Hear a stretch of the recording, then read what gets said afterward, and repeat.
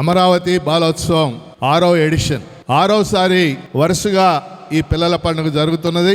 ఈ పిల్లల పండుగ ప్రారంభ సభకి అధ్యక్షులు రామరాజు గారు, ముఖ్య అతిథి శ్రీ మనీష్ కుమార్ సింగ్ గారు, DGM state bank of India, DYO Ravikumar, Kondalarao గారు, రామరాజు గారు, ఇంకా అనేక మంది పెద్దలు చాలా మంది ఉన్నారు వేదిక మీద. అలాగే ఈ ఉత్సవానికి వేల సంఖ్యలో తరలి వచ్చిన పిల్లలకి, తల్లిదండ్రులకి, ఉపాధ్యాయులకి, జడ్జీలకు కూడా హృదయపూర్వక అభినందనలు, శుభాకాంక్షలు తెలియజేస్తున్నాను. 6 ఏళ్ల క్రితం ప్రారంభమైన అమరావతి బాలోత్సవం ఈరోజు రాష్ట్రంలో 40 చోట్ల జరగటానికి స్ఫూర్తినిచ్చింది. ఈరోజు రాష్ట్రం ఈ సంవత్సరం 40 చోట్ల ఈ బాలోత్సవాలు జరుగుతున్నాయి. నేను మొన్న గన్నవరం వెళ్ళాను, రేపు తాడేపల్లి వెళ్తున్నాను, ఎల్లుండి పల్నాడు జిల్లా నరసరావుపేట వెళ్తున్నాను. ఆల్రెడీ విశాఖపట్నం జరిగింది, గుంటూరులో జరగబోతున్నాం, తెనాలిలో జరగబోతున్నాం. దాదాపు ఇప్పుడు రాష్ట్రంలో ఈ 26 జిల్లాల్లో 40 చోట్ల జరుగుతున్నాయి. 100 చోట్ల జరపాలనేది మా ఆకాంక్ష, బాలోత్సవాల కమిటీకి ఆకాంక్ష కూడా. ఎందుకని వేల సంఖ్యలో పిల్లలు తరలి వస్తున్నారు? నేను మొన్న ప్రశ్న వేసుకున్నాను, చాలా ఉత్సాహంగా. ఇందాక సార్ కూడా నేను డీజీఎం గారికి చెప్తే వేల మంది పిల్లలు వస్తున్నారని ఆయన ఆశ్చర్యపోతా ఉన్నారు. ఎందుకు వస్తున్నారు ఈ పిల్లలు?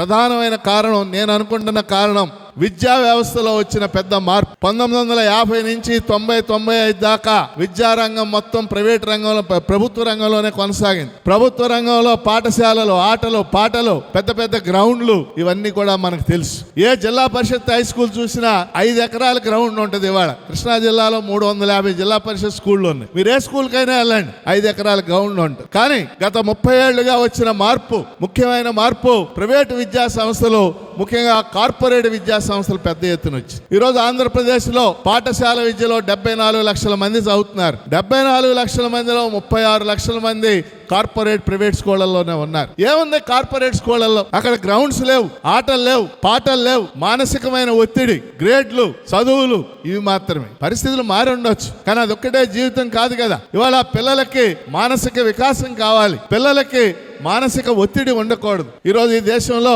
40 కోట్ల మంది పిల్లలు ఉన్నారు. ఏ ఇద్దరు పిల్లలు ఒకే రకమైన అభిరుచులు కలిగి ఉండరు. వాళ్ళకి డాన్స్ ఇష్టం, వాళ్ళ పాటలు ఇష్టం, వాళ్ళకి డ్రాయింగ్ ఇష్టం, వాళ్ళకి క్విజ్ చేయటం ఇష్టం. ఇన్ని ఆకాంక్షల్ని మనం అణచిపారేస్తా ఉన్నాం. దీనికి కారణం ఎవరంటే అది ఒక పెద్ద స్టోరీ, దాని జోలికి నేను వెళ్ళను. అందువల్ల పిల్లల యొక్క మానసిక వికాసం జరగాలి, పిల్లల మీద ఒత్తిడి తగ్గాలి, వాళ్ళ అభిరుచుల్ని, ఆసక్తుల్ని మనం ప్రోత్సహించాలి. ఆ ఉద్దేశంతోనే బాలోత్సవాలు ప్రారంభమైనవి. పిల్లలు కూడా అందుకని పెద్ద సంఖ్యలో, వేల సంఖ్యలో ఎక్కడ పెట్టినా పిల్లలు వస్తా ఉన్నారు. ఎందువల్లంటే మనకు తెలుసు, ఇక్కడ ఉన్న వేదిక మీద ఉన్న వాళ్ళు, వేదిక మీద వయసు 50 దాటిన వాళ్ళు, 60 దాటిన వాళ్ళు అందరం. నా వరకు నేను చిన్నతనంలో చదువుకున్న గుర్తు ఏమీ లేదు. నాకు 2 ఆటలు ఆడేవాడిని నేను, గోళీలాట, ఓకులాట అని చెప్పి. గోళీలు గ్యాదర్ చేయటం చాలా ఇంట్రెస్టింగ్ ఉండేది. అది ఇప్పటికీ గుర్తుంది నాకు, చదువుకున్న గుర్తే లేదు అసలు. కానీ ఈరోజు పిల్లలకి ఏం గుర్తుంది? ఏం ఆడుతున్నారు? కనీసం ఇండోర్ గేమ్స్ కూడా ఆడనటువంటి పరిస్థితి. అపార్ట్మెంట్లో స్కూల్స్ ఏంటి, వాళ్ళకి విద్యాశాఖ పర్మిషన్ ఇవ్వడం ఏంటి అంటే మరి రవికుమార్ అంటలేదు, ఓవర్ ద పాలసీ అది. అందుకని మనం ఒక ప్రత్యామ్నాయంగా ఒక మానసిక ఉల్లాసం కలగజేయాలనే ఉద్దేశంతోనే ఇవన్నీ కూడా మనం పెట్టడం జరిగింది.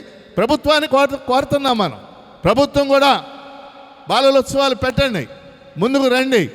కానీ ప్రభుత్వాలు కూడా ఈ రోజున ఏ రకమైన విధానాలు కలిగి ఉంటున్నాయో మనందరికీ తెలిసినటువంటి విషయం. ఈ నేపథ్యంలో ఈ బాలోత్సవాలు జరుగుతూ ఉన్నాయి. నేను ప్రత్యేకించి బాలోత్సవాల వరకు ఎక్కడ పిలిచినా, ఏ జిల్లాలో పిలిచినా తప్పనిసరిగా వెళ్తున్నాను.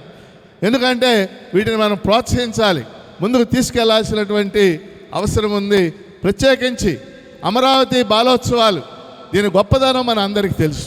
వాస్తవం ఇంకొక నిమిషం నేను మాట్లాడతాను. వాస్తవంగా ఈ బాలోత్సవాల్ని వాసిరెడ్డి రమేష్ బాబు గారు కొత్తగూడెంలో 30 ఏళ్ల క్రితం ప్రారంభించాడు. ఒక 25 ఏళ్ళు నిరాటంకంగా నడిపాడు ఆయన. బహుశా ఇవాళ రేపు ఆయన కూడా వస్తాడు. జాతీయ స్థాయిలో నడిపాడు. 10-15 వేల మంది పిల్లలు హాజరయ్యేవాడు. ఆ తర్వాత కొన్ని కారణాల వల్ల ఒక 5 ఏళ్ల క్రితం ఆయన ఆపేశాడు. దాన్ని ఇప్పుడు అమరావతి బాలోత్సవాల వారసత్వాన్ని స్వీకరించింది. ఆ వారసత్వం ద్వారా ఈ బాలోత్సవాల్ని ఇంకా ఎక్స్టెండ్ చేయడానికి ప్రయత్నం చేస్తూ ఉంది. ఈ బాలోత్సవాల యొక్క స్ఫూర్తితో పేద పిల్లల చదువు కోసం ట్యూషన్ పాయింట్లు ఇవన్నీ కూడా నిర్వహించడం అనేది జరుగుతూ ఉంది. అందువల్ల అమరావతి బాలోత్సవాలు ఈ రాష్ట్రంలో ఇచ్చినటువంటి స్ఫూర్తిని ముందుకు తీసుకెళ్ళటానికి మేమంతా ప్రయత్నం చేస్తాం. నేను కూడా భాగస్వామిని అవుతాను. ప్రభుత్వం మీద కూడా ఒత్తిడి తెచ్చి ఈ రకమైన బాలోత్సవాలు నిర్వహించడానికి ప్రయత్నం చేస్తామని తెలియజేస్తూ ఈ 3 రోజుల బాలోత్సవాల్లో భాగస్వాములు కాబోతున్న ఉపాధ్యాయులకి, తల్లిదండ్రులకి, పిల్లలకి, న్యాయ నిర్ణేతలు, ముఖ్యంగా పెద్ద సంఖ్యలో న్యాయ నిర్ణేతలు ఉంటారు, ప్రోత్సహిస్తున్న వాళ్ళందరికీ నేను హృదయపూర్వకంగా శుభాకాంక్షలు తెలియజేస్తూ సెలవు.